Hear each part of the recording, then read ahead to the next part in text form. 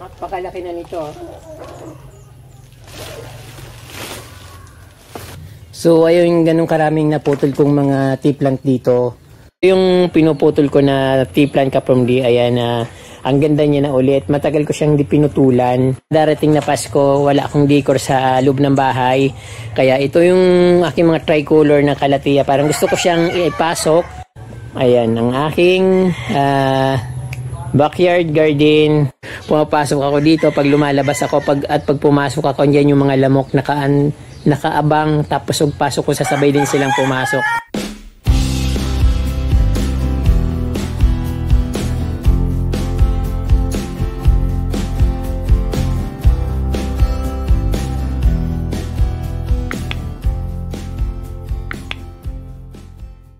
Magandang araw sa inyo mga ka-Promdi at welcome back sa Certified Promdi channel. Then, ayun, matagal ko nang hindi naayos yung garden ko dito sa backyard. Ayun, medyo makapal na yung ginawa kong landscape dito. So, kailangan ko nang putulin itong mga copper plant na yan. Then, ayun, yung dito sa bandang dulo, umaapaw na rin yung aking mga tea plant dito. Katulad yan, ang lalaki na, natutumba na sila sa haba nila. Ito katulad nito, medyo nakakahambalang na dito sa ibang halaman. At ito nga yun, mahaba na yung mga tangkay nila. Kailangan putulin doon sa banda sa baba para pag tumubo siya, pag nag-branch, medyo ano na siya, hindi na masyadong mataas. So, napaka haba na. Siyempre yung mga nasa baba, nasa ground, mga natutumba na. Yung mga, ano naman ka-Promdi, yung mga dulo, pwede ko siyang i-replant dyan din sa mga pinanggalingan nila kung saan ko sila pinutol. At siyempre dito, gustong-gusto ko na itong tanggalin itong mga nandito kasi ayan, masyado na silang makapal at wala na akong nagagawa dito. Parang masukal at gusto kong maglagay ng plants dyan pero hindi ko magawa kasi ayan, naghambalang na yung mga tea plants dito, yung crotons na iba. Mayroon din ako mga ibang plants dyan na natatabunan na. Then dito gusto kong ibilog dito yung yung garden, yung form, yung pagka-landscape niya kasi nga sinimulan ko na yung bilogin pero hindi ko mabilog kasi kulang yung mga stones ko. Then dapat maging malinis din dito sa banda dito para magandang tingnan at para lumaki yung garden ko. So ayun, medyo tanghali na pero walang araw, puro ulap kasi may paparating na naman na bagyo kaya kailangan magawa ko na ito bago dumating na naman yung malakas na ulan at malakas na bagyo. So ito nga ka-Promdi yung aking kolokasya dito. Dumami na ito ng dumami. So dati isang puno lang siya. Then nilipat ko dito para sabi ko para dumami pero nasobrahan naman at yun nga kinuha na ng kapatid ko yung ibang mga suhi niyan. Kasi gumagapang pala sa ka-Promdi hanggang dito na yan sa banda dito. Tinanggal ko na yung maliliit kasi sabi ko sobra na. Konti lang yung ititira ko para pag dumami ulit sila. Ayan, marami na naman ng uling maliliit sa baba, yung mga gumagapang na parang mga lapis. Yung yung mga branch, nakikita niyo yung ka-Promdi. Daming branch. Tinatanggal ko naman kasi nga napupuno dito. Then, ayun, yung aking dito, tumaas na naman ulit. Pinutol ko ito nung May, ilang buwan na bang nakalipas, May pa, nung ginagawa itong bahay ko.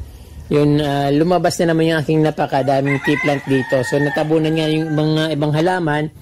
At yung nga ka-Promdi, yung kolokasya na karating na dito sa gilid ng pader. Hindi ko alam na mayroon na pala dito tumubo na ibang nakarating na siya dito. Din yung mga mga tea plant dito sa gilid. Dati pa to nung after na ginawa yung bakod, yung tinaniman ko ng mga tea plant. At ayan, umuusbong na sila, unti-unti nang lumalaki. Marami akong mga tanim na halaman dito pero kailangan ayusin. Saka yung iba nagsisimula ulit kasi binago ko nga yung landscape ko dito. Yung mga halaman ko binago ko. Gusto ko kasi yung may mga ginugupit ako katulad nito. Ayan, mahaba na naman siya. Yung mga ko dito, Fockian tea plants, may mga Mahaba na naman ulit yung mga sanga niya, kailangan na naman putulin. Then ayun, magpuputol ako. Pati yung nandito ka from di sa ano, sa dito sa bandang likod, kailangan kong maayos ito. Ayun yung mga aking mga sabay-sabay talaga yung mga manok.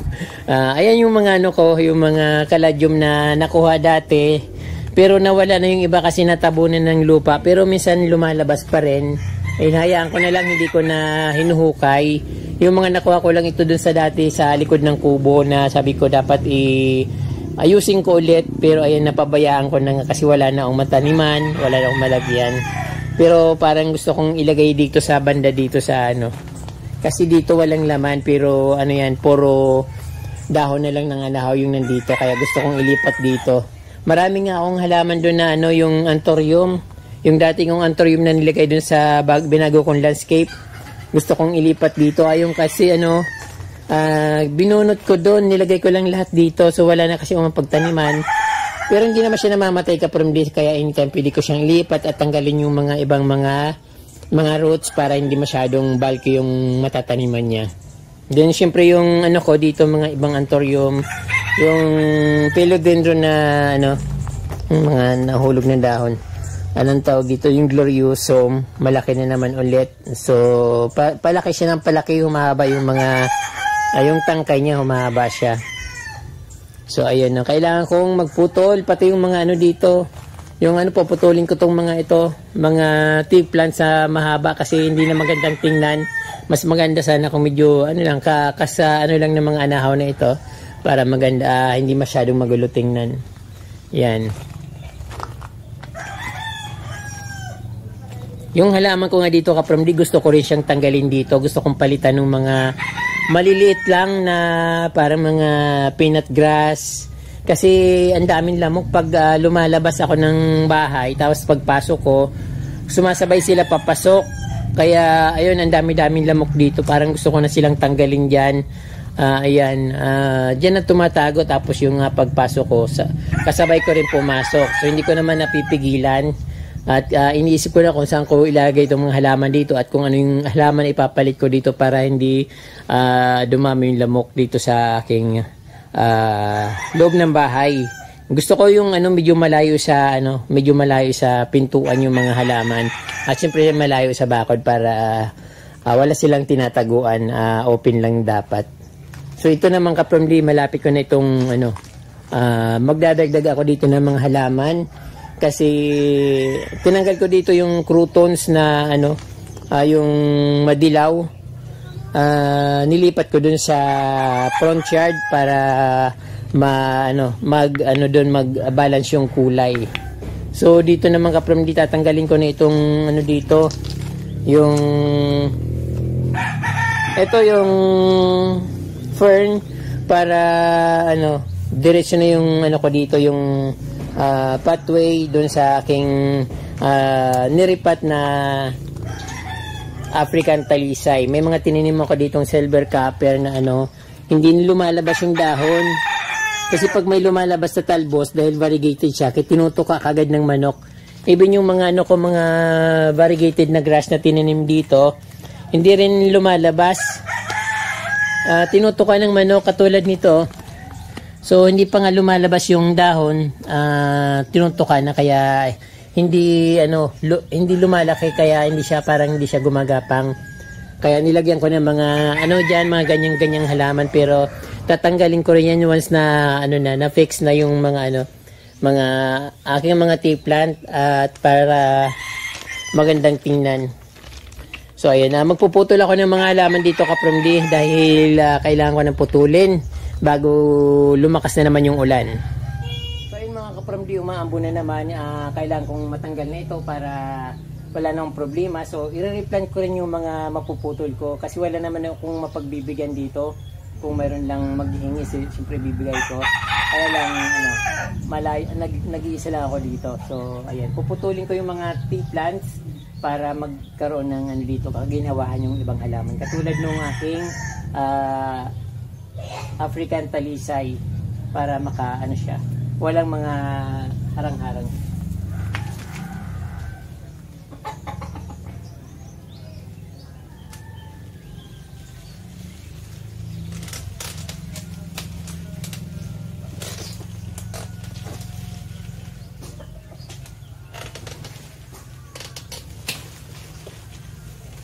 So ay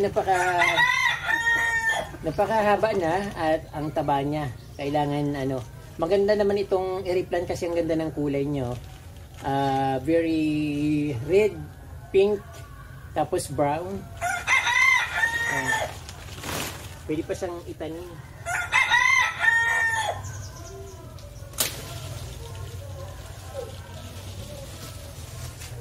Napakalaki na nito.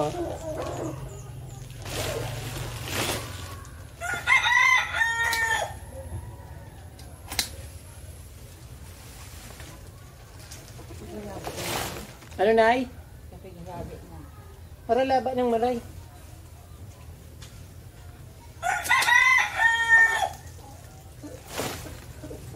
So, ayun yung ganun karaming naputol kong mga tea plant dito. Parang wala na akong mapaglagyan nito, wala akong pagtaniman kaya... Pero ano ko pa rin siya, puputol-putulin ko pa rin siya para pag may naisipan ko kung saan ko siya ilalagay, so i-replant ko.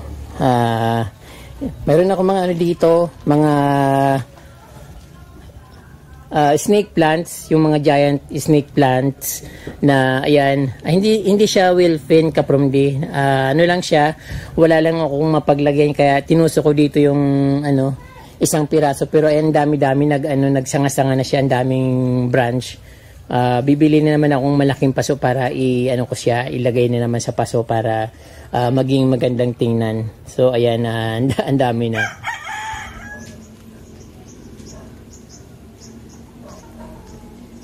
Ayun si nanay, tinatanong ko kung saan siya pupunta. Sabi niya, lalakad-lakad daw muna dahil habang hindi pa umaabot yung malakas na ulan. Ulan na, nay, pumasok ka na. Ayun, may bagyo na naman.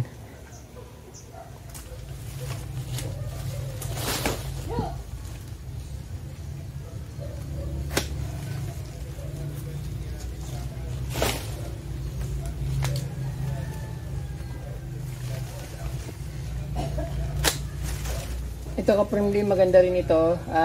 Variegated na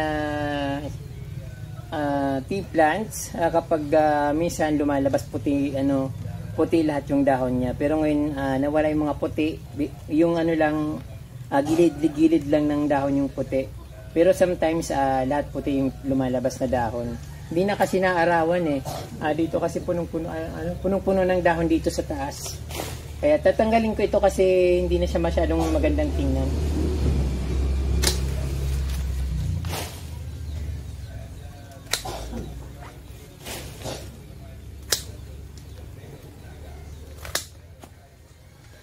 So ayun, nabawasan yung makapal na halaman dito. Ililipat ko yung mga ibang anthurium dito sa ilalim ng ng anahaw kasi gusto niya malilim at wala nang konti na lang yung halaman dito, tapos yung ibang mga kaladyom ililipat ko rin dito, yung mga pinakita ko sa inyo kanina. Dito rin sa may anahaw. Wala kasing dito laman yung ilalim ng mga dahon ng ayun, anahaw. Natatalo sila ng anahaw kasi walang araw. Masyadong dito, ayun, lash yung mga kahoy dito. Yung puno ng mangga sobrang kapal, tapos yung nara, ang laki na nung nara, tapos tuwid na tuwid yung kanyang katawan, no? Pag lumaki siya, maganda siyang palakihin kasi pwedeng magamit sa bahay, pero bawal na yata putulin yung kapag lumaki na.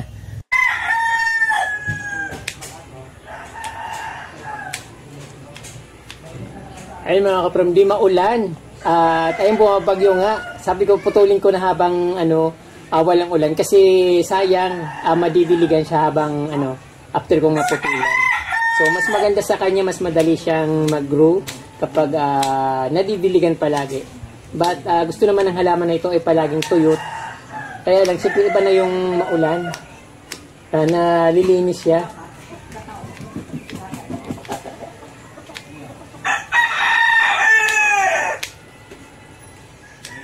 Mas gusto ko magputol ng paisa-isa ganito kasi na-enjoy ko siya. Parang nalilibang ako magputol kasi nga tumatagal siya. Naubos yung oras ko.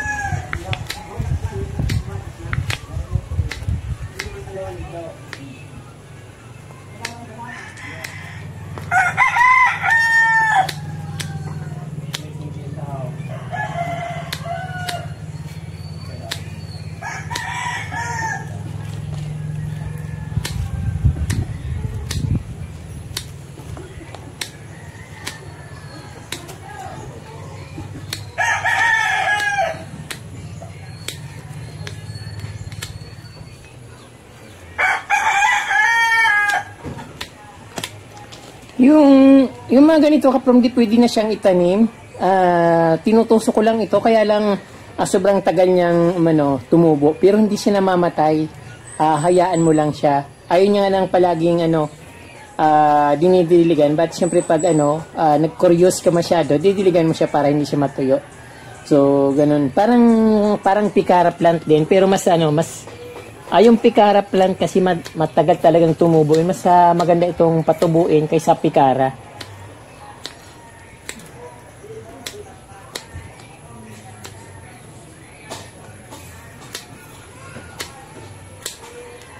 Yan. Pwede na siyang pananim.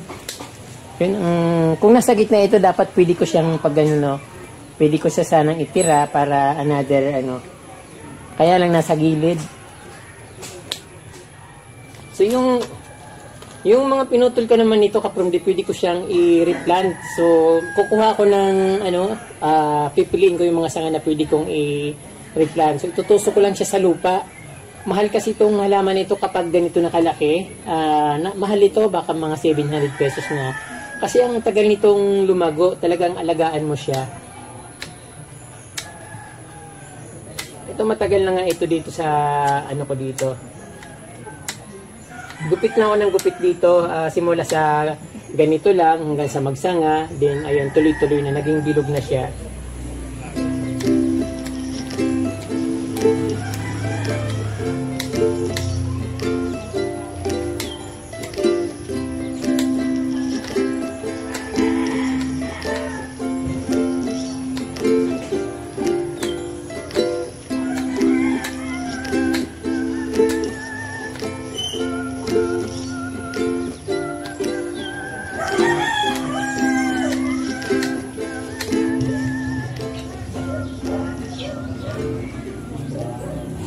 So, ayan po kapamdi yung aking garden dito sa likod or backyard garden.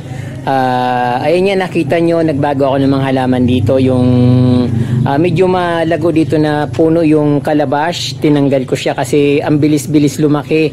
So, dapat dun talagang may space siya.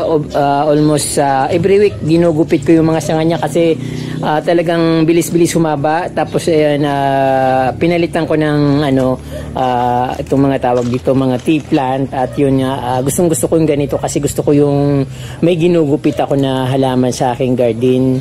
Din, ayun yung aking African talisay, nilipat ko ulit dito. Although, nandito na siya dati, tapos nilagay ko dun sa harapan, din di naman nainitan doon at kaya nilipat ko siya dito.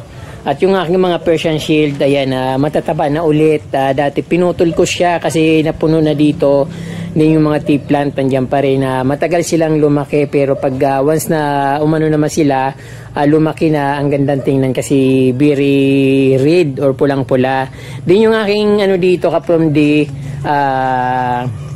foxtail, ginupit ko siya or pinutol ko siya nung dumaan na bagyo, bago magbagyo kasi alam ko mapuputol din naman siya or matutumba, kaya yan panibagong ulit mga branch siya, pero mas lumalago kasi kapag pinuputol katulad niyan. Sobrang lago niya, ang dami niyang sanga na tumutubo, mga branches niya, pero siyempre panibago ulit siya.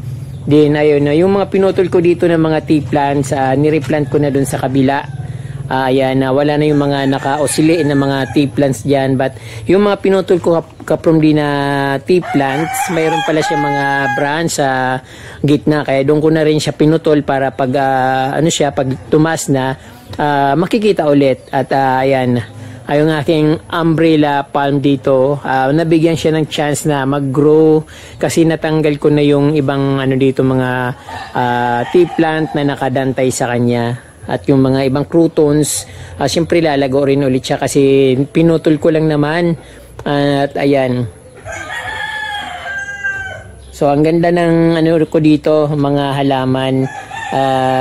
Siyempre panibago ulit. Yung isang variegated na African talisay nga, nilipat ko rin dito kaprom di. Kasi hindi naman na iinitan dun sa harap dahil maraming puno dun na sa kanya parang nasisilong siya na hindi siya natatamaan ng araw, kaya yan ang dating niya, parang halos Ewan ko baka mamatay ito, pero sabi pag yung mga African talisay dapat hayaan lang, hindi kailangan ng care, basta hayaan lang siya, kaya hinahayaan ko lang din siya. Then meron din ako dito kaprom din na maki plants, matagal na ito. Kung ano-anong ginagawa ko dito para maging tuwid, kasi kadalasan parang nakaganon siya dahil malambot yung katawan niya, kaya pinutol ko siya tapos nilagyan ko ng yung parang haligi niya para maging diretso. Pero ayun, tumutubo-tubo pa lang siya, pero siguro pag lumaki na siya maganda na siyang tingnan, kaya ayan, todo alaga ako sa kanya, at siyempre pinuputol ko na madalas para mas dumami yung mga branch niya. Siyempre dito sa ground, sa baba niya, ito yung pinuputol ko na tea plant kaprom di. Ayan, ang ganda niya na ulit. Matagal ko siyang di pinutulan. Then sa baba niya naman, very makulay. At ayan, kitang-kita yung mga plants dyan sa baba. Yung copper plant, Persian shield, may crouton, saka mayroon pa rin akong dyan, pinapalago ko yung niyan para maging bilog din siya. Ayan, pinuform ko na nga yung niya dito, landscape na bilog, dahil mayroon ako mga stones na nakuha. Yan.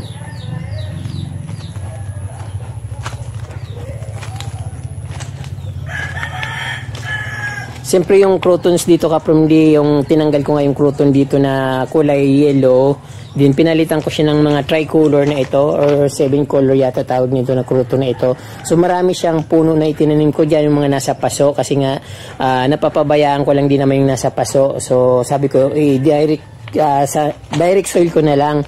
Kasi ito nasa paso lang ito, gusto ko na rin itong tanggalin dito or putulin para i-direct sun ko or i-direct soil para lumago siya. Then ay marami nga siyang mga branch diyon, dahil palagi ko itong pinuputol. So pag pinutol ko yun, dahil 4 na branch siya, mandadami siya, tapos i-direct soil ko. So hindi ko pa ginagawa kasi may bagyo at maulan. So ayan, dito lang muna ako sa putol-putol, hanggang putol-putol lang muna. Then, so ayun nga from syempre maganda dito yung aking garden. Once na lumago na yung mga aking halaman dyan, yung tea plant, yung eugenia plant, ayun nga dito yung, ayan, tumatalbos na. But yung eugenia plants ko na dapat gagawin kong Christmas tree, andito sa tinaniman ko ng African talisay, ay natuyo. Kasi malaki na yun, tapos nilipat ko dyan. Then, ayun, may mga tanim din ako dito na eugenia plants, dumadami na yung mga sanga niya. So ayan, pinutol ko yung pinakadulo para sabi ko, naisip ko kasi para pag pinutol yung dulo, magkakaroon siya ng mga branch na marami. Nga, hindi ako nagkamali at mayroon ng mga tumutubo. So ayun, syempre itong bagong tabas na tea plant yung pinapakita ko sa inyo kanina. Ayun.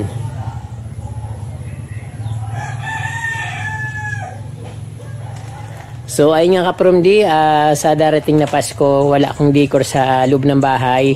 Kaya ito yung aking mga tricolor na kalatiya. Parang gusto ko siyang ipasok, tapos haluan ko lang siya ng mga green. Kasi meron na siyang maganda siya.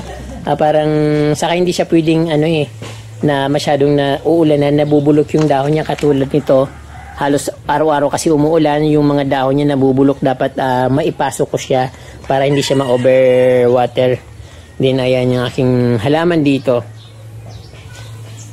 So Heart of Jesus, ang ganda-ganda niya. So nauna nito yung parang mas mataas sa kanya, tapos pinutol ko kasi natumba siya ng ulan. Din ayan, ito naman yung pumalit. Maganda rin naman siya, parang tila yung niya, parang ayun, parang fabric na napakagandang tingnan. Sa baba naman ito yung very ordinary na caladium na kung saan nakikita. Then ito naman yung reddish splash, kaya lang maliit siya, hindi masyadong mag-grow. Ayan ang aking mga anthurium dito. Medyo lumuwag na dito kaprom di, kasi tinanggal ko na yung naghambalang ng mga paso na yung mga tinatanim ko dito na mga parang ginagawa ko kasi dito parang nursery garden, yung mga katulad ng croutons na sinabi ko sa inyo. Ito mga nasa paso yan, tapos nilagay ko dito nilagay ko lang dyan. At mayroon pa nga mga natira, may mga ano pa ako dyan, mga malilit. Gusto kong linisin ito. At yung meron akong ano kasi dyan, yung Melaluni, saka yung Rainforest, tapos yung ano, Melaluni. So wala akong mapaglagyan.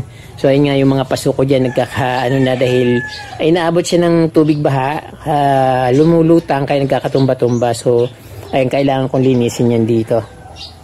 Yung aking mga ano dito, liquala plants.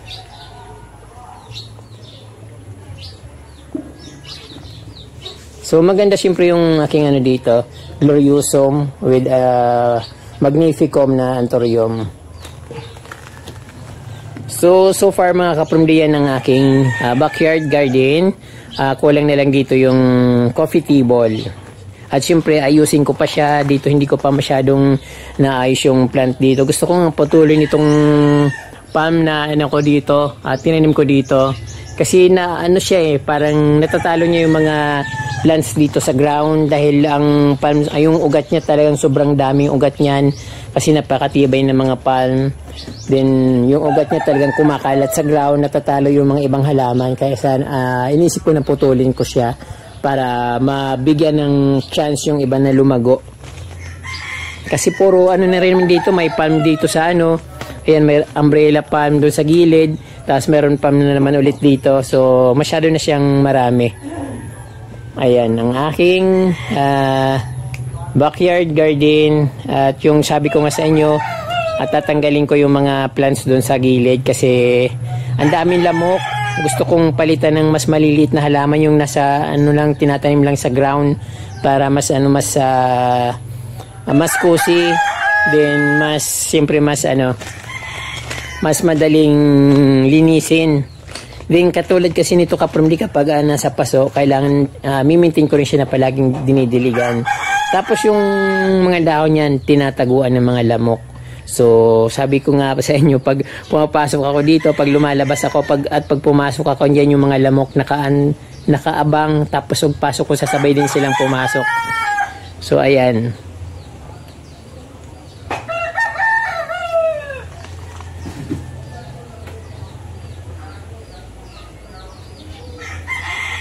Ito pala kaprumdi, pinapasok ko ito sa ano, pinapasok ko ito sa loob. Kaya lang pinapaulanan ko para mawala yung mga alikabok sa dahon para malinis siya.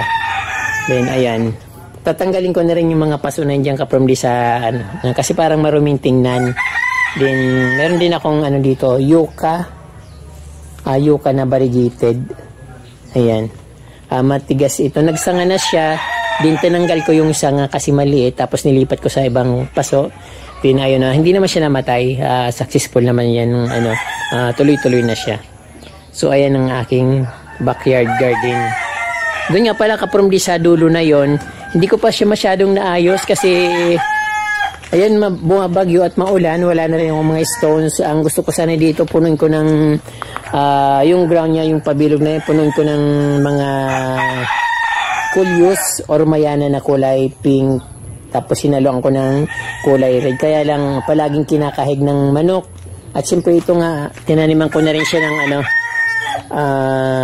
copper plant, silver copper plant na ano, halaman. Kaya lang dyan sa ano, pag tumutubo yung mga ano niya, yung dahon, tinutuka na ng manok, kaya hindi lumalago.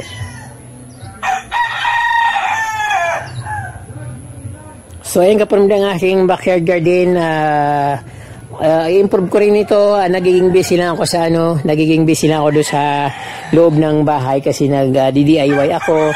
At ayun nga, tapos ko na yung ano, yung kitchen ko na i-renovate, na i-DIY. Kaya ayan, abangan yung aking video doon o vlog doon sa aking kitchen. At napakaganda niya na, parang pang rich na yung dating, hindi na pang pulubi.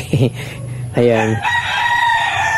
So yan ang aking makulay na backyard at mga halaman dito, yung Persian shield, kulay purple, then copper plant, ayan, Eugenia plant na pag lumaki siya, magiging label niya na yung mga yung mga tea plant or poking tea plants. So, magiging makulay siyang tingnan. Din yung aking mga Colocasia na biglang dumami. Then, sabi ng kapatid ko gugulayin niya. Sabi ko hindi siya ginugulay. At ayan, sabi ko halaman yan.